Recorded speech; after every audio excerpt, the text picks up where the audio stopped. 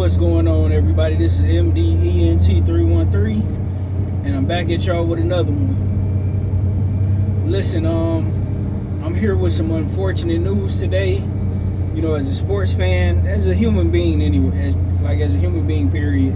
I don't like reporting bad news, especially when it comes to death. You know, unfortunately though, it's a part of life, and we all gonna get there eventually. But I do want to pay my respects to the legendary Dikembe Mutombo. I started watching basketball mid to late 90s. I say about 95, 96.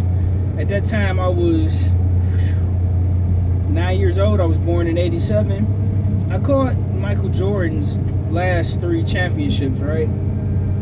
And I remember my older brother, he's 9 years older than me, him and his friends used to always play NBA Live 95 on the Sega Genesis. Or they would go to the arcades and play NBA Jam. So a lot of the older guys I'm somewhat familiar with.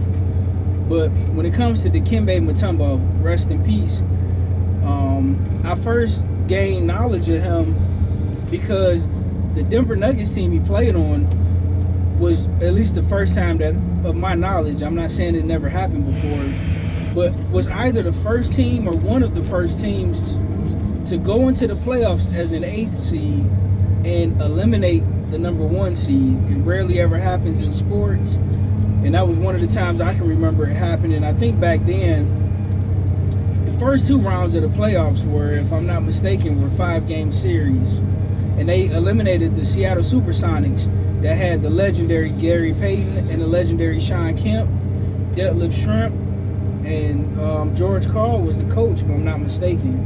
But my fondest memories of Dikembe Mutombo comes when he played as an Atlanta Hawk, but primarily when he was a Philadelphia 76er, when Allen Iverson and Dikembe Mutombo took that team and went on that epic legendary run in 2001, where they went to the playoffs. They were ultimately defeated by the legendary Los Angeles Lakers that was led by none other than Shaquille O'Neal, who was one of the greatest forces that the NBA had ever seen and probably will ever see. When you're talking about one of the most dominant players ever, that was Shaq.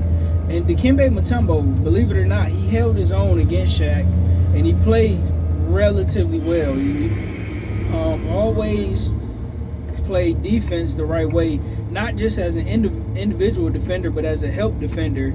I believe he's number 2, if not number 1, in blocks of all time in the NBA. Played in one of the most physical, toughest eras that you could play in. He was exciting. He was a good rebounder. He was decent finishing around the basket.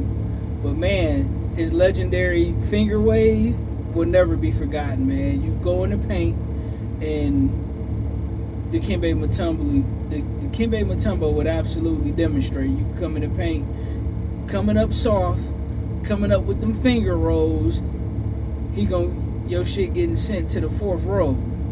But listen, God bless to his family members, his friends, the organizations that he played for, and everybody in between, man. We loved him as a player.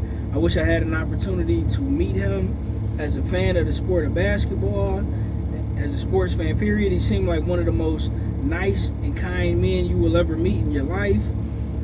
He was a great teammate. Everybody that I've ever heard talk about Dikembe Mutombo always raved about him.